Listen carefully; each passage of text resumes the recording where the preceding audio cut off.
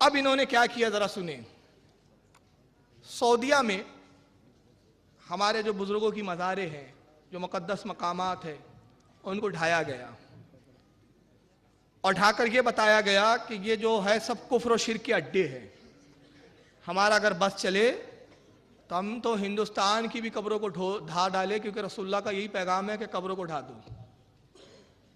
पहले मैं वो झलकियाँ दिखाऊं कि वो मुक़द्दस मकाम जो हमारे लिए बड़े काबिल ताज़ीम है, उसके साथ इन्होंने क्या सलूक किया। और ये अजीब बददिमाग बद्दू कौम है ये अरब के नज़दीक। दुनिया की जितनी ममालिक है, दुनिया में हर मुल्क में एक डिपार्टमेंट होता है, आपने सुना होगा आर्कोलॉजिकल डिपार्टमेंट, सुना है ना आपने, आसार कदीमा। इस डिपार्टमेंट का काम क्या होता है? गवर्नमेंट का एक डिपार्टमेंट, एक शोबा है, ये अपनी तारीख को खोजता है, अपने बुजुर्गों की तारीखों को तलाश करते हैं, खोज के लाते हैं। दुनिया में हर मुल्क ने एक डिपार्टमेंट बनाया, आर्कोलॉजिकल का डिपार्टमेंट, ताकि तारीख को तलाश किया जाए। मगर ये दुनिया के पहले बदबख्त है जो अपनी तारीख को अपने हाथ से मिटा रहे हैं। ये दुनिया के पहले बददिमाग हैं। आइए इन्होंने किन किन चीजों के साथ क्या सलूक किया जरा देखिए। ये रसूलुल्लाह सल्लल्लाहु अलैहि वसल्लम की, शकील भाई बड़ा करके दिखाइए, ये नबी पाक सल्लल्लाहु अलैहि वसल्लम की विलादत की जगह है, जहाँ सरकार सल्लल्लाहु अलैहि वसल्लम की तशरीफ आवरी हुई थी। अहले सुन्नत यहाँ जाते थे, मिलादुन नबी में सलाम पढ़ते थे।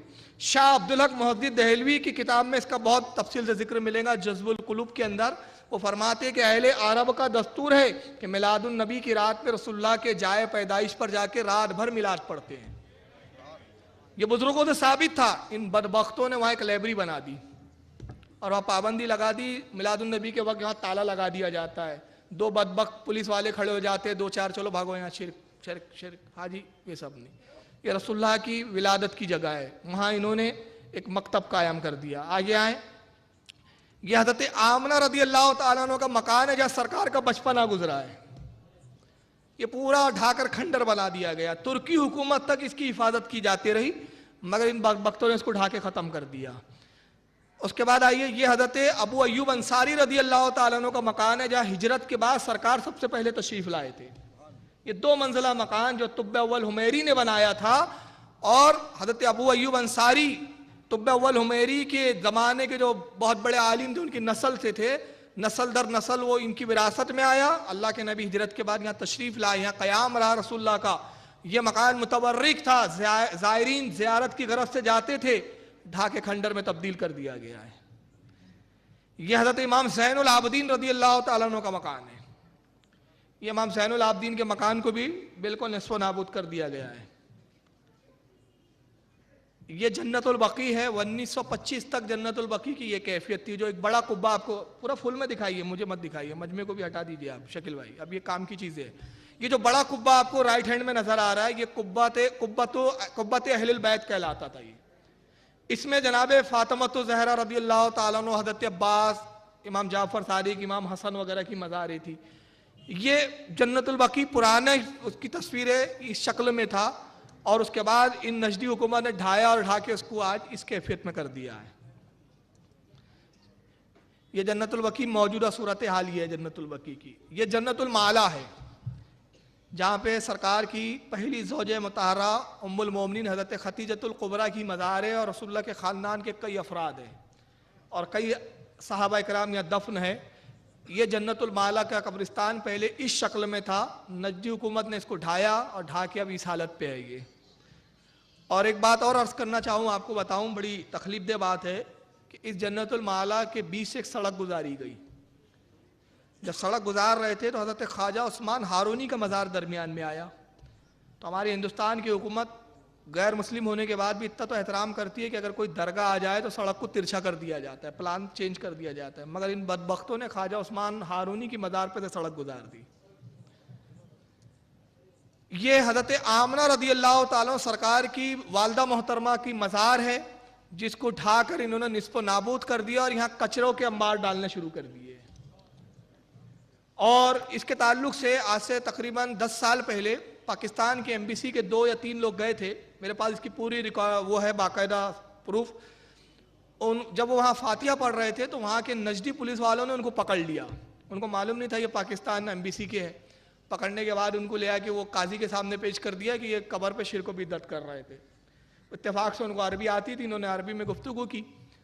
तो काजी ने कहा कि ये एक काफिरा की मज़ार है माज़ल्ला, और वहाँ पे जाना जो है वो कुफ्र शिरक है।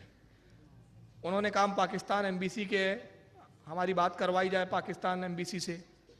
उन्होंने पहले यकीन नहीं किया, 2 दिन उनको जेल में लॉकअप में रखा। उसके बाद काजी से बहुत बहस हुई उनकी।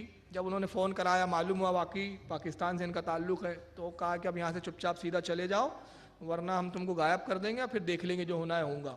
वो जब आए तो उन्होंने हिंदुस्तान, पाकिस्तान, बांग्लादेश, जहाँ जहाँ अहले सुन्नत है, बड़े बड़े इदारों में बाकायदा इसकी रिपोर्टिंग भेजी। उस वक्त नागपुर में दारुल उलूम अमजदिया में भी वो एक पूरा उनका ख़त आया था। उस वक्त मैं अमजदिया के अंदर मेंबर था, और उम्दतुल मुहक्किकीन हज़रत मुफ्ती ग़ुलाम मोहम्मद साहब क़िबला अलैहि रहमा उस वक्त वहाँ के मोहतमिम थे। तो वो हज़रत से काफ़ी मुझे मिली, और उसमें पूरी रुदात छपी थी। और उन्होंने तमाम अहले सुन्नत के बड़े बड़े इदारों में वो लेटर लिख के कहा था कि रसूलुल्लाह की वालदा के ईमान के बारे में हमारी किताबों में क्या है वो आप तहरीर करके भेजिए, वो सारे फतावे हम अमेरिका में, वहाँ सऊदीया में भेजेंगे। तो हज़रत आमना को माज़ल्ला ये काफिरा कहते हैं माज़ल्ला। और तज़किरतुर रशीद के फतावे रशीदिया में रशीद अहमद गंगोही से किसी ने पूछा कि रसूलुल्लाह के वालिदैन मोमिन है या काफिर, तो रशीद अहमद गंगोही जवाब देते हैं कि रसूलुल्लाह के वालिदैन काफिर है। और उसी किताब में लिखा यजीद मोमिन है। मैं बिश्ती मोहल्ले में इस पर पूरा बयान कर चुका हूँ, और मैंने वहाँ एक दलील दी थी, क्योंकि इश्क की बात है मैं रिपीट कर देता हूँ क्योंकि मजमा बड़ा वसी है। मैंने कहा था कि उम्मुल मोमिन हज़रत आमना रज़ियल्लाहु ताला अन्हु का मोमिन होना तो ऐसा मुसल्लम है।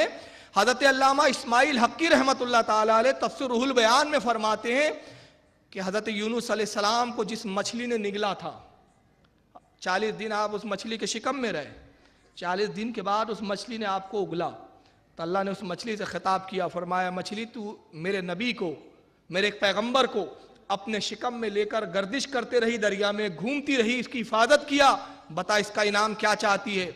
मछली ने कहा रब्बे कायनात, मैं ये इनाम चाहती हूँ कि तेरे महबूब की जो नहर कौसर है जन्नत में, मुझे उसमें डाल दे ताकि मैं जन्नतियों के साथ खेलूँ।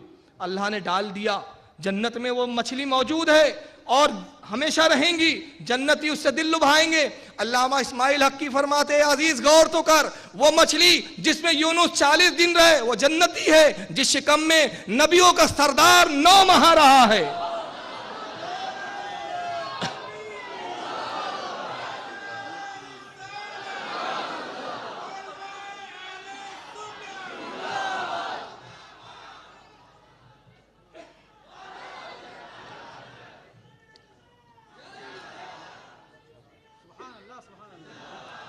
जिस शिकम में 9 माह नबियों का सरदार रहा हो, उस शिकम को तुम जहन्नमी कहते हो, शर्म नहीं आती? और तुम्हें अपने काफिर कहने का बड़ा दर्द होता है।